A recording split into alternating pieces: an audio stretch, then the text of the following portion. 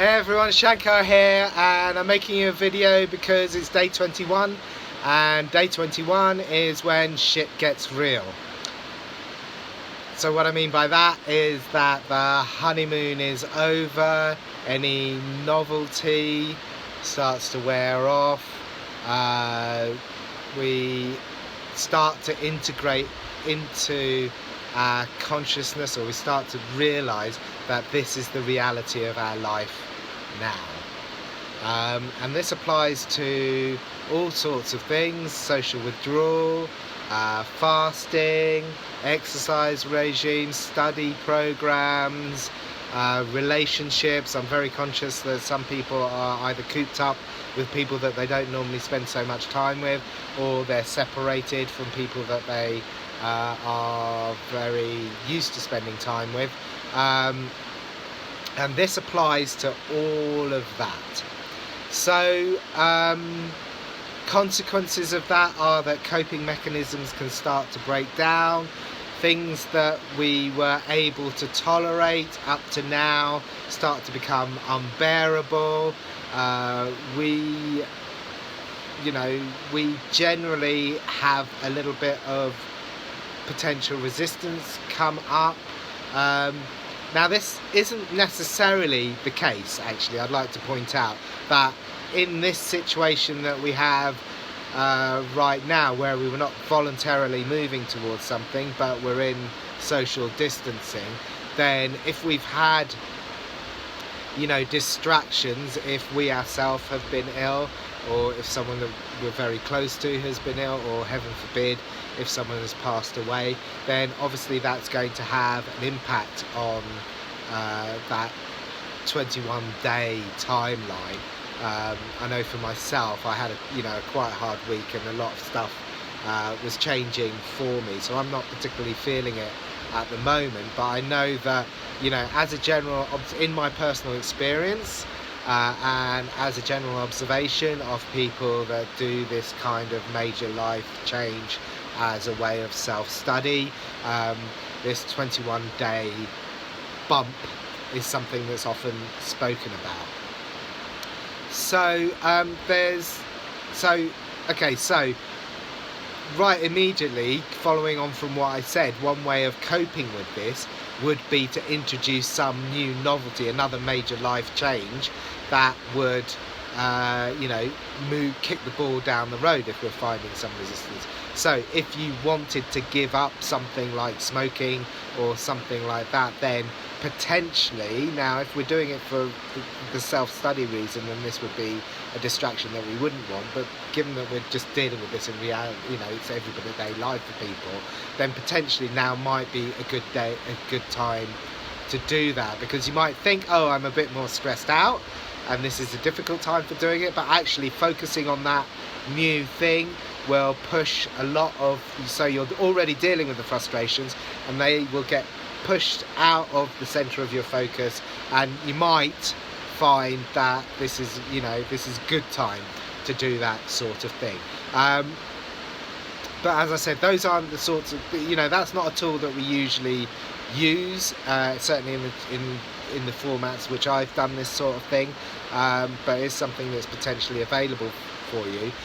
In general, there are two ways that this can go. Both of them ultimately mean moving deeper into the experience. So rather than getting frustrated and resisting the situation, we can either automatically or through choice just decide to engage with this new reality more deeply. So that might mean on your evening, on a observational level, it might mean moving into the experience in terms of, on your evening walk, you see the same person watering their garden, or doing slackline, or getting drunk on their doorstep, or the notes of the oboe coming out from an upstairs window, or birds singing, or whatever it is. So that rhythm, that new rhythm, you buy into it on a slightly more active level. If you've decided to take up a new discipline or to learn a language or all those kinds of things, then you know you can step into that on another level as well. So ramp that up, or notice the difference that that's making to you. So so there's all sorts of, and you know, I'm not going to in this video talk about the spiritual level stuff, but there's a whole range of things that you can do to engage with the experience more deeply. What we find, if that isn't happening either automatically or by choice, is that the chances are that a whole load of resistance is going to manifest, and this is, you know, it's quite different from the resistance. So there's an 11-day bump as well, which I didn't make a video for, and that's very much internal resistance and philosophical resistance, and you know, why am I doing this kind of resistance. What we get at the 21-day thing is, it is very much to do with this reality, and what we get is that the resistance that we have is about testing the boundaries of that reality. So we might find ourselves much more tempted to break rules. We might find ourselves playing up in other ways in relationships. We might find ourselves arguing with people that we're cooped up much more, and just, you know, stretching and testing and trying to find the boundaries of this reality at this point in time. And you know, given the reason that we're doing this, that could be, you know, that's not a healthy thing to do. Now, I know that there are philosophies that say that, you know, testing your reality is a good thing to do. I'm going to put it to you that there is a much more internally peaceful way of doing that, because if you're testing realities, then you're putting yourself in situations of confrontation, and that might not be, you might not be best equipped for dealing with that confrontation, because on a certain level, this isn't a voluntary thing that we're doing, so there may be confrontations that you're not set up to win. Okay, so these resistance manifest. How do we deal with this in a constructive way? And as I said, eventually that's going to take us round to moving more deeply into the experience. So there are 3 steps to this. First of all, excuse me, I always do these videos at this time of day where it gets colder and my nose starts to not really dribble, but anyway. First step is believe in the process. Second step is be grateful for the process, and the third step is to embrace the process. So those are very easy to say. Let's start with the first one of those, which is believe in the process. So I'm not going to labour the point that has already been discussed ad nauseum, that the reason that we're doing this is saving lives ultimately. So that's, clearly something that I hope that you still believe in. But I do get that we're getting to this point, this bump may mean that it doesn't feel like it's enough at this point in time. So the second part of that is to remember and believe that this is an opportunity, okay, so straight up, I'm sure that you found some stuff, some positives of this situation by now, but take a step further into it being an opportunity, and I've talked about that in my other video, the 5 ways of making this a balance, of maintaining balance and positivity. I can't believe I forgot that. Anyway, 5 ways of maintaining balance and positivity. I'm not going to bother going back and cutting that, but take some time to believe in the fact that you can be using this time in a way that you will be grateful for it in the future, and emotionally invest in that step, that process, that evolution that you are choosing to take, and commit to it. So believe, commit, emotionally invest in the evolution that this process is an opportunity. And as I mentioned there, what we're doing is choosing to do something that will allow us to be grateful for this time in the future.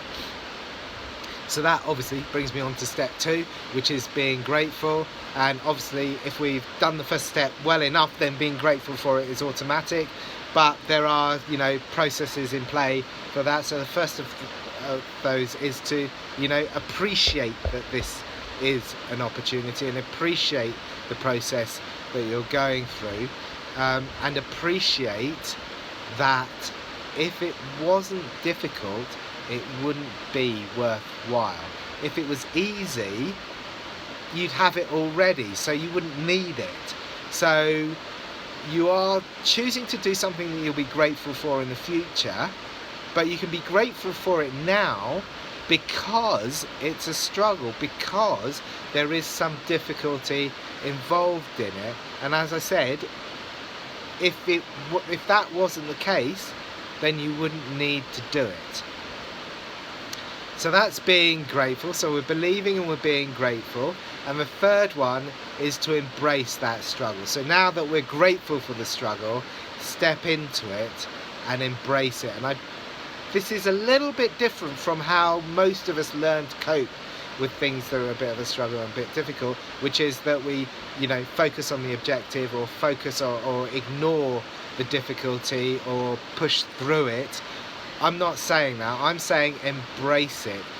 Look at the struggle in the face. Look at what's difficult about it and appreciate that, because the more specific you can be, gratitude is a phrase, a word that's thrown around so much these days, and I think a lot of people think they just have to be floating around being grateful for everything. I'm so blessed. Be specific. Find the thing. Really look at what is difficult and what is a struggle about that, and that is the thing that is going to make you grateful for this in the future. And by finding it now, you can be grateful for it now,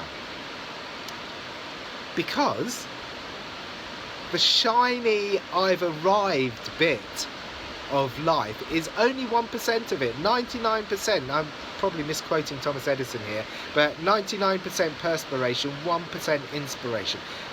I always used to think he was talking about time or effort. He was talking about, I believe now, he was talking about the experience. The experience of life is, there's such thin slivers of the shiny you've arrived. I've won an Oscar, I've passed an exam, the struggle is the main bit of it. So, in common with almost every tradition up till the materialist world that we live in now, where achieving is the thing, in terms of, the traditions that went before, then engaging with the struggle and being grateful for, and, seeing, integrating, believing, embracing the struggle is the key to being balanced and positive. And as you can see, what we're doing now is moving into the experience.